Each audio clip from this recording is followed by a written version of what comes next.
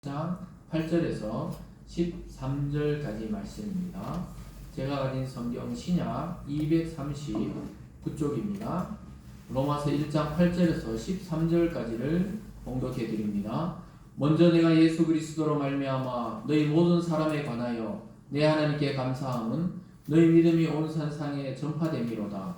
내가 그의 아들의 복음 안에서 내 심령으로 섬기는 하나님이 나의 증인이 되시거니와 항상 내 기도에 쉬지 않고 너희를 말하며 어떻게 하든지 이제 하나님의 뜻 안에서 너희에게 나아갈 좋은 길 얻기를 구하노라. 내가 너희 보기를 간절히 원하는 것은 어떤 신령한 은사를 너희에게 나누어 주어 너희를 경고하게 하려 함이니 이는 곧 내가 너희 가운데에서 너희와 나의 믿음으로 말미암아 피차 안위함을 얻으려 함이라. 형제들아, 내가 여러 번 너희에게 가고자 한 것을 너희가 모르기를 원하지 아니하노니 이는 너희 중에서도 다른 이방인 중에서와 같이 열매를 맺게 하려 함이로되 지금까지 길이 막혔도다. 아멘. 기도하겠습니다. 사랑의 하나님 아버지 감사드립니다. 오늘도 하나님의 귀한 말씀을 들을 수 있는 기회를 주심에 감사드립니다. 오늘 선포되는 모든 말씀이 우리 성도님들 각자에게 하시는 하나님의 음성이 되게 하시고 응답이 되게 하시고 그 말씀으로 힘을 얻고 용기를 얻고 새롭게 되는 오늘 귀한 말씀 되어질 수 있도록 축복하여 주시옵소서. 감사드리며 예수님 이름으로 기도드리옵나이다. 아멘. 오늘 본문을 중심으로 바울이 준비한 선물이라는 제목으로 말씀을 증거하겠습니다. 우리가 전반적으로 이제 지난 시간까지 로마서는 로마에 있는 그리스도인들에게 바울이 직접 가서 선교하거나 가서 목회하지 못했던 지역이었던 이 로마 지역에 바울이 편지글을 써서 하나님의 영감에 의해서 말씀을 받아서 이제 편지를 써서 보내는 내용이었습니다.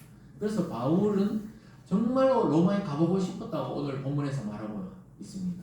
왜냐하면 로마에 가서 어떤 그 하나님의 은사, 즉 선물을 주고 싶어서 로마로 너무 가고 싶었는데 하나님이 그때마다 길을 계속 막아서 아직까지 가지 못했다고 이야기하고 있습니다. 여러분 추석이 이제 다가오는데요. 저희들이 어릴 때는 추석이 되면은 신발이나 옷이나 자기가 갖고 싶은 어떤 선물에 대해서 소망을 가진 적이 있었어요. 요즘 어린아이들이나 청소년들은 주로 아이폰이나 또 휴대폰 중에서도 아주 좋은 것 이런 것들을 또 선물로 받고 싶어 합니다. 근데 대부분이 설문조사에 보면은 이 성인들은 현금이 1순위로 그 선물로 받고 싶은 게 현찰로 받고 싶다 이렇게 주로 이야기합니다. 그래서 우리가 때로는 사람들이 너무 속물인 거 아닌가, 왜 돈을 그렇게 원하나 이러는데 사실은 그 돈보다도 그 선물로 그걸 받아서 자기가 진짜 사고 싶은 것이 따로 있는 것이죠.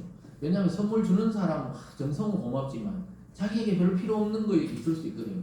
그래서 그런 걸 받느니 현금을 받아가지고 자기가 사고 싶은 옷이나 운동화나 가전제품이나 아니면 자기 필요한 것을 사고 싶어서 현금을 원한다는 거예요. 그래서 그것은 뭘 말하느냐, 꼭 나쁜 게 아니고 보니까 자기가 그 주권을 가지고 이 선물을 사고 싶다는 것이죠. 근데 오늘 이 본문의 제가 제목이 바울이 준비한 선물은 과연 무엇인가, 이 받고 싶은 선물 또 주고 싶은 선물이 과연 로마에 가서 무엇을 주고 싶은지 오늘 진정 왜 가고 싶은지를 오늘 요 짧은 본문에서 이야기하고 있는 것입니다. 전체적인 내용은 하나님의 그 복음을 설명하는 거지만 바울이 가고 싶었던 이유가 있는 것이죠. 여러분 보고 싶다 이럴 때 어떤 사람이 여러분 보고 싶습니까? 보고 싶다 할 때 주로 아까 말했듯이 추석이 되면 가족들이 보고 싶고 또 먼 친척들, 또 소식이 없던 분들, 또 친구들 그런 분들을 보고 싶기도 하지만 주로 보고 싶은 것은 이 사랑하는 관계에 있을 때 보고 싶다는 것이죠. 그래서 가족들은 끊을래야 끊을 수 없는 그 혈육의 정, 그 사랑으로 묶여져 있기 때문에 보고 싶어 하는 거예요. 그리고 여러분은 그냥 이렇게 가까이 사니까 잘 모르지만은 좀 떨어져서 서울에 있거나 더 멀리는 외국에 나가 있는 자식이나 또는 형제나 또 부모가 있다면은 너무 보고 싶은 거예요. 선교사님들이 처음 선교 나가서 제일 이렇게 마음이 울적할 때가 떡국 먹을 때, 떡국 외국에서 거기서 또 꿀 끓여 먹는데 연로하신 부모님도 만나지 못하고 형제 자매도 못 보고 그럴 때가 참 이렇게 고향이 그립다 이런 이야기를 많이 합니다. 왜냐하면 보고 싶은 거예요. 그래서 그때는 뭘 하냐니까 주로 한국에서 이렇게 선물로 보내온 라면을 끓여 드신대요. 그 아꼈다가 그 우리나라 라면이 요즘에는 외국에 많이 나가 있지만 그 당시에 성탄절 이럴 때 보면 전부 라면을 많이 보내거든요. 왜냐하면 귀하니까. 그래서 거기서 막 신라면 한 그릇 끓여 먹고 이러면은 좀 약간 해소가 된다. 뭐 이런 이야기들을 하시더라고요. 왜냐하면 그 고향의 맛이잖아요. 한국의 맛. 그런 것처럼 보고 싶다는 것은 뭔가 이렇게 사람으로 연결되어 있을 때 보고 싶은 거예요. 근데 우리는 주일마다 이렇게 보고 싶잖아요. 여러분은 어떤지 몰라도 저는 이 목회자가 되고 나서는 항상 주일 되면은 이 성도들이 보고 싶어져요. 그 왜 그러냐 하면은 그리스도 안에서 하나님 안에서 새로운 영적인 가족이 되었기 때문에 그런 것입니다. 그래서 모든 믿는 사람은 하나님 안에서 한 가족임을 믿으시기 바랍니다. 그래서 꼭 혈육으로 연결이 안 돼 있어도 다 보고 싶은 거예요. 한 주 안 보면 또 보고 싶고 또 이 세 가족들이 이 연락은 되는데 못 오면 또 보고 싶고 그런 마음이 생기더라고요. 그래서 제가 바울의 오늘 이 심정을 조금 이해할 수가 있겠더라 이 말입니다. 바울이 로마에 있는 그 성도들의 소문을 들으니까 너무 믿음이 좋은데 가볼 수는 없고 그래서 이 편지로 일단 말씀을 전해주는 것을 보게 됩니다. 그래서 여러분 진정 우리가 믿음으로 살 때 믿음의 사람들을 기대하고 기다려집니다. 여러분 안 믿는 분들과도 우리는 많이 친구나 뭐 이웃과 잘 지내고 있지만 그래도 믿음 안에서 신앙이 있는 자들은 믿음이 있는 사람들을 그렇게 보고 싶어 하는 거예요. 특별히 이 복음에 열정이 있는 사람을 만나면 막 가슴이 뛰는 거예요. 하나님에 대해서 이 복음에 대한 이 열정을 가지고 말씀을 전하거나 또는 선교를 하거나 아니면 성도들 중에도 이웃에게 이런 복음을 전하거나 그런 모임을 만들거나 이런 이야기를 들으면은 도전이 되고 그 모임은 어떤 모임입니까? 궁금하기도 하고 그렇습니다.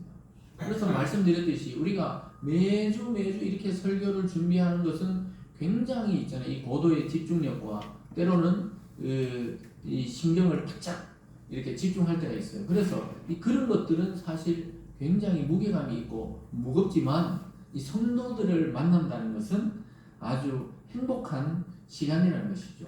그래서 그 말씀을 또한 듣고 자기 것으로 여기고 정말 신실하게 복음의 증인이 되어 살아가는 성도들을 볼 때 그 자체가 아름다워 보여요.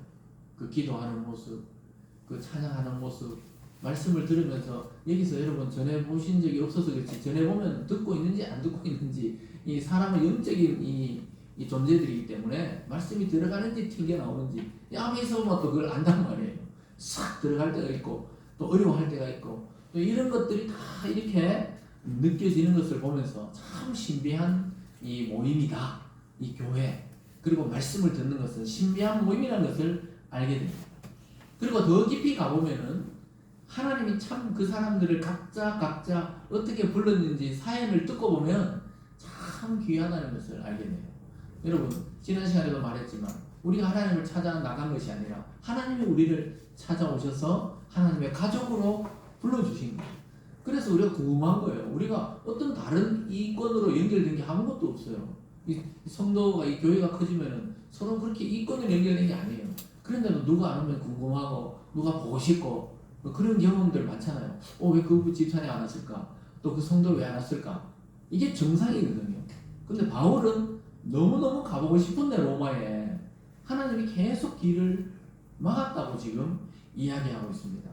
참 신기하게도 자기도 하나님의 부름을 받고 그 멀리 있는 로마의 성도들도 부름을 받았는데 성도들의 그 믿음의 소문이 자기에게 들려오는데 너무너무 믿음이 좋다는 소문을 들은 거예요. 왜 그렇게 마음이 이렇게 쓰이냐 하면 로마 교회에는 목사님이 없었어요. 그 당시 지도자가 없는 상태예요.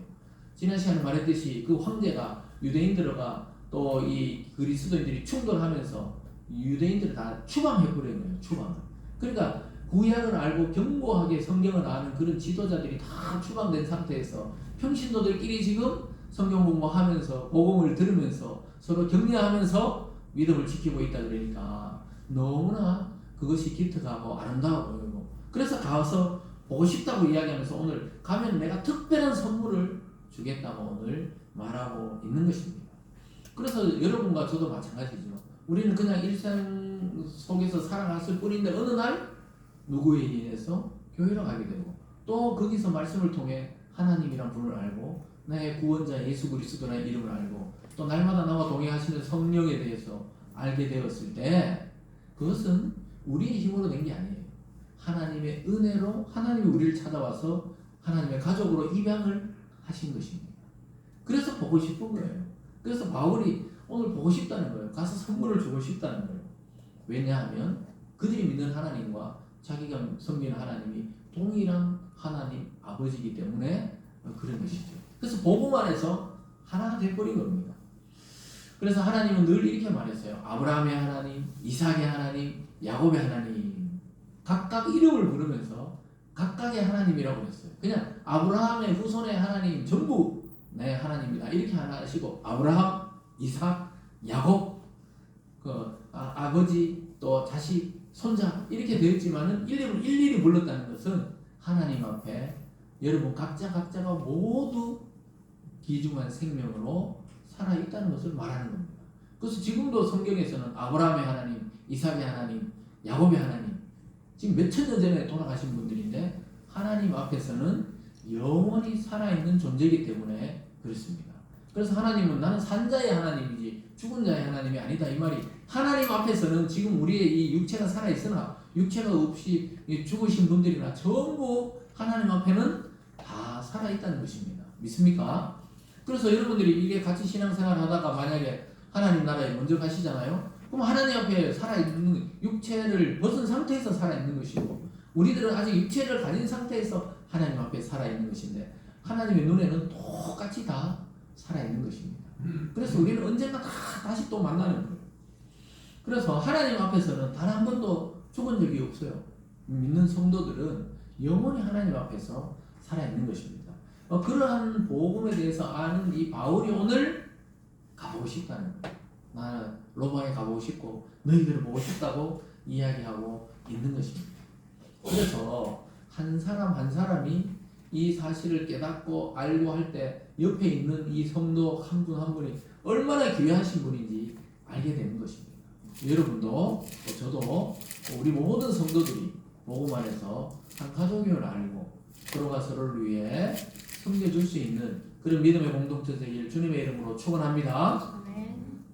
오늘 말씀을 보면요, 바울이 로마로 가기를 원하는 이유에 대해서 오늘 크게 두 가지로 이야기하고 있습니다.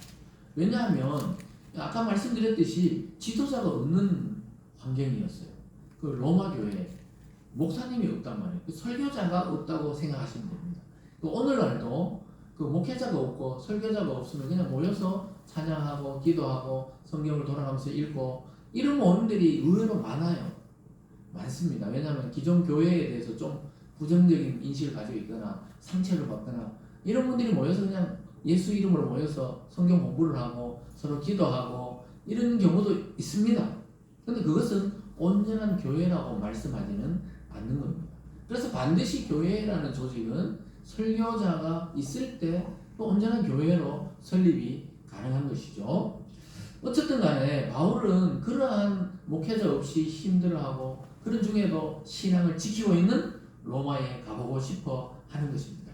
그러고 나서는 자기도 거기 가서 위로를 받고 또 자기도 위로를 해주기를 원한다 이렇게 말하고 있습니다.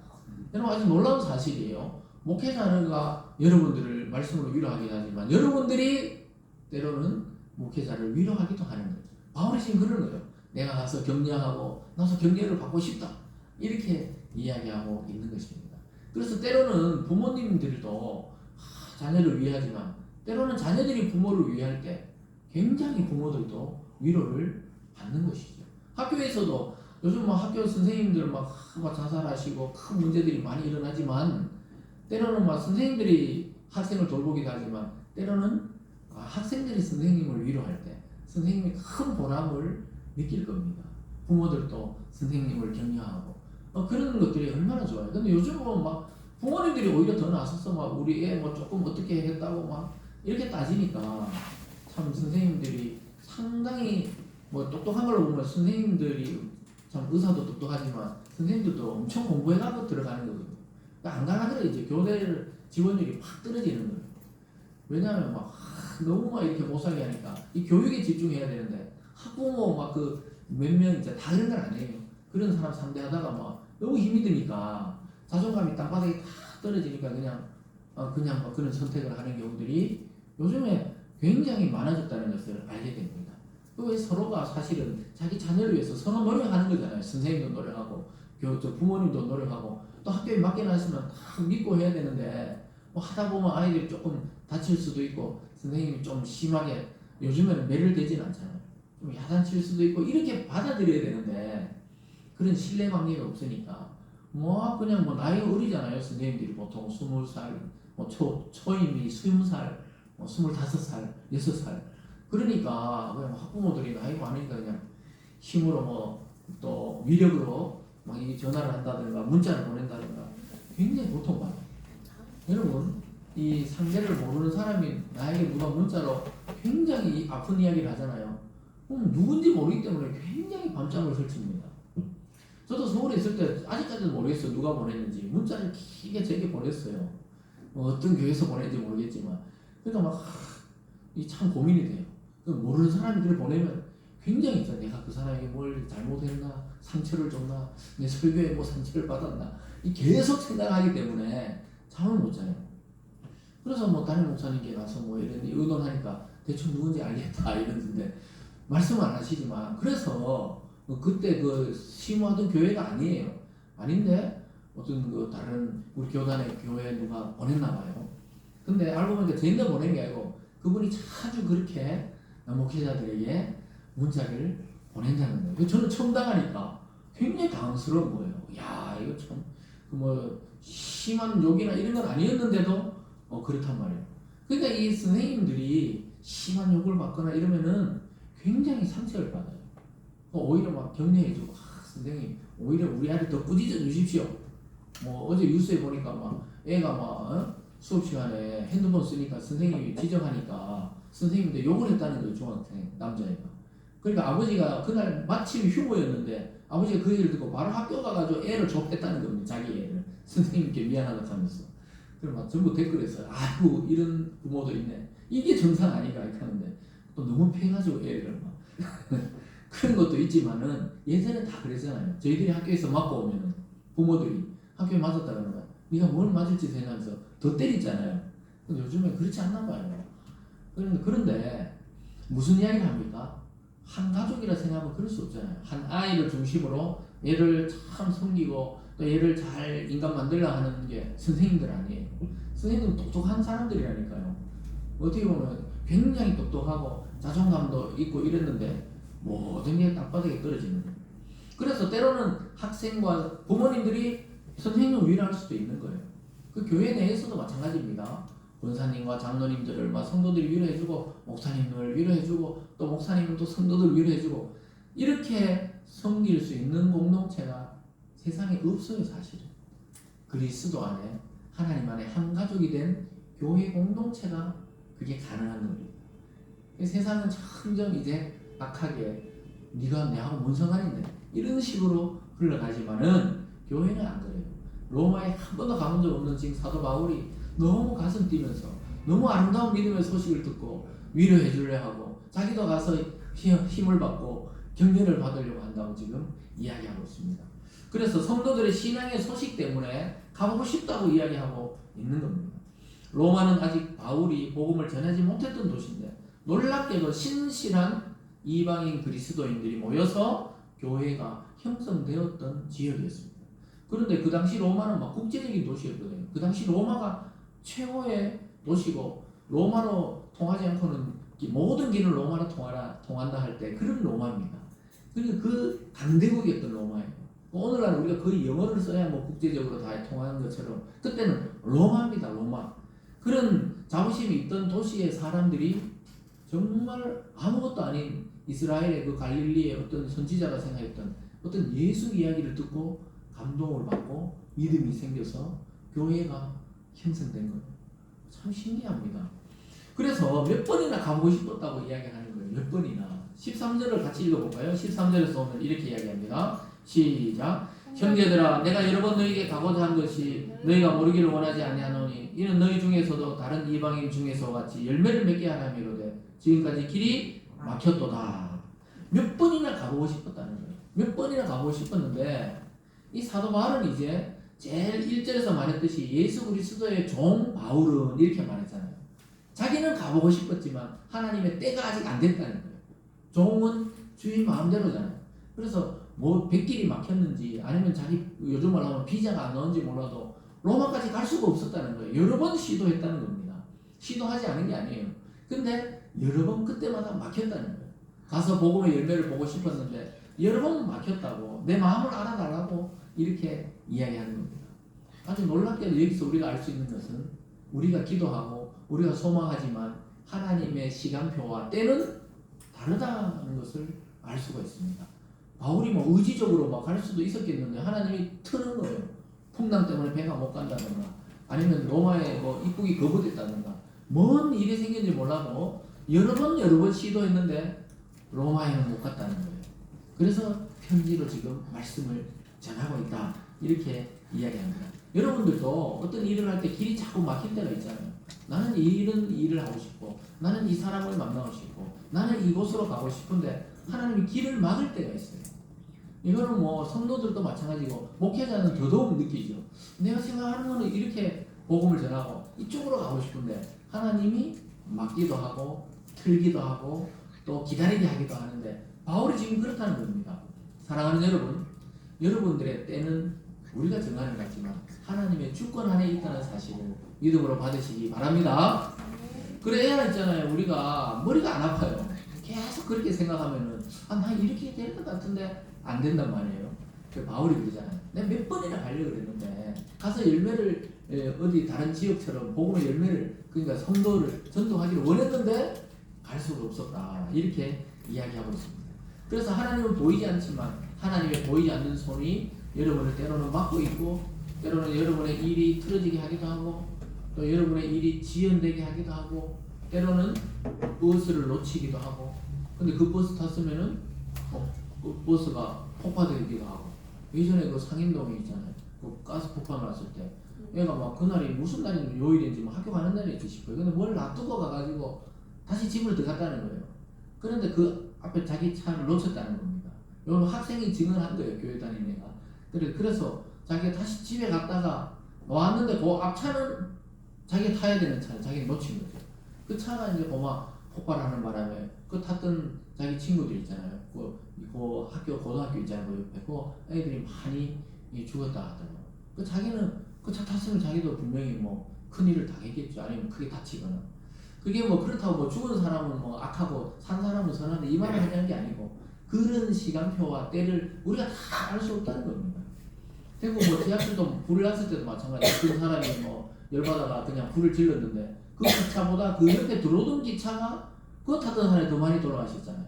문을 개방을 안 하는 바람에 더 많은 사람이 거기서 돌아가시게 된 것을 보게 됩니다. 그래서 그 때를 알 수가 없는 거예요.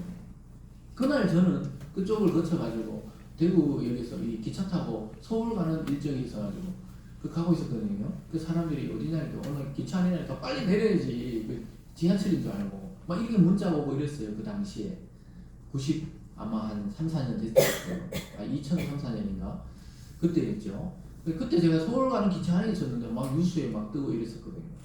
그러니까 그런 일들 속에서 어떤 자는 하나님의 때가 되어 돌아가시기도 하고 믿는 사람도 많았어요. 어떤 사람은 그 참 간발의 차로 살아남아서 또 이렇게 간증을 하기도 하고 이런 일들을 보게 되는데요. 바울의 인생도 자기가 어느 날 그리스도의 종이 되고부터는 노예잖아요. 주인의 뜻대로 살았던 거예요. 자기가 생각하기에는 벌써 로마에 가보고 싶었어요. 거기서 복음을 전하면 전 세계로 전하기가 얼마나 쉬워요. 모든 길이 로마로 통할 텐데 거기서부터 쫙 전하면 세계로 금방 전할 건데 이리 갔다 마게도냐로 갔다가 또 이리 갔다가 섬 바다 주위의 도시만 돌다가 물론 그것을 통해서 또 복음이 전파됐지만 어쨌든 때가 안 맞았다는 거예요. 그런데 하나님이 허락한 때가 나중에 있습니다. 사도행전을 보시면 그 배를 타고 결국은 풍랑이 있었지만 결국은 로마까지 가요. 그래서 어떻게 됩니까? 로마에 처음으로 마지막으로 가서 로마에서 단두대에 목이 잘려 순교하는 때가 와요. 그래서 하나님께 영광을 돌려요. 그 순교의 때가 이 때는 아닌 거예요. 아직. 그때 가서 복음을 쫙 전하게 되는 일이 생깁니다. 그래서 여러분 기다려야 할 때가 많아요. 신앙의 90% 이상은 기다림입니다. 뭐라고요? 기다림입니다. 여러분과 저도 기다려야 돼요. 어떤 때, 어떤 장소, 어떤 일, 이 모든 것을 주관하고 알고 계신 분은 하나님 한 분밖에 없죠. 우리는 몰라요. 오늘 이 이후에 어떻게 살아갈지 우리는 또 몰라요. 그래서 계획을 세우지만 하나님이 인도하시는 것입니다. 그래서 기다려야 됩니다. 농부가 봄에 씨를 뿌려놓고 뭘 기다려요? 가을을 기다리는 거예요. 지금 추수 때를 기다리는 거예요. 지난주에 창원에 내려가다 보니까 이제 그 봄에 다른 것과 같이 이제 막 벼가 익어가더라고요. 지금 좀 더 익었겠죠. 이 들판이 약간 노랗게 변해가고 있는 중이더라고요. 조금 더 있으면 완전히 익겠죠. 그래서 농부는 씨를 뿌릴 뿐이지만 이미 가을에 그 추수의 그림을 머리로 그리고 있는 것처럼 저와 여러분은 기다리면서 하나님이 그 때를 기다리면서 추수할 때를 기다려야 되는 것입니다. 그래서 소망을 가지고 있는 것은 좋지만 그 때를 막 억지로 내가 막 할 필요는 없어요. 하나님이 자연스럽게 문을 여실 때가 있기 때문입니다. 그 8절에 보세요. 이렇게 말합니다. 먼저 내가 예수 그리스도를 말미암아 너희 모든 사람에 관하여 내 하나님께 감사하면 너희 믿음이 온 세상에 전파됨이로다. 그 왜 내가 로마로 가고 싶은지 아느냐? 왜 감사 기도를 드리는지 아느냐? 그리고 로마로 갈 길을 얻기를 소망하는지 아느냐? 너희 믿음이 온 세상에 전파됐다는 거예요. 아니 그 설교자도 없고 그리고 유대인 출신의 아주 오래된 이 신앙인도 없는데 그렇게 신실하게 로마의 박해를 받아가면서도 신앙을 버리지 않고 우상 숭배나 또 자기들의 전통을 그걸 다 버리고 하나님의 그 새 사람으로 거듭나서 살아가는 걸 보면서 너무너무 아름답다고 이야기하고 있는 거예요. 여러분들 중에서도 옛날에 교회를 안 다니고 또 예수를 믿지 않는 분 중에서도 어느 날 사람들이 너 만나보니까 너무 변했다. 이렇게 눈빛이 부드럽고 말이 이렇게 겸손하고 그러면 사람들이 너 뭐 변했나? 나 딴 거 변한 게 아니고 그냥 예수를 믿는다. 교회를 간다 이제. 나 신앙을 가졌다. 이렇게 말하는 분들이 있잖아요. 바뀝니다. 듣는 게 다르기 때문에 이 인생이 바뀌고 인격이 바뀌기 시작합니다. 그래서 사도 바울은 참 놀랍다. 이 복음의 능력에 대해서 굉장히 이 복음이 어떤 것인지 참 놀랍다는 거예요. 전혀 예수 모르던 이방 땅 로마 그 인들이 예수를 믿기 시작했다는 것입니다.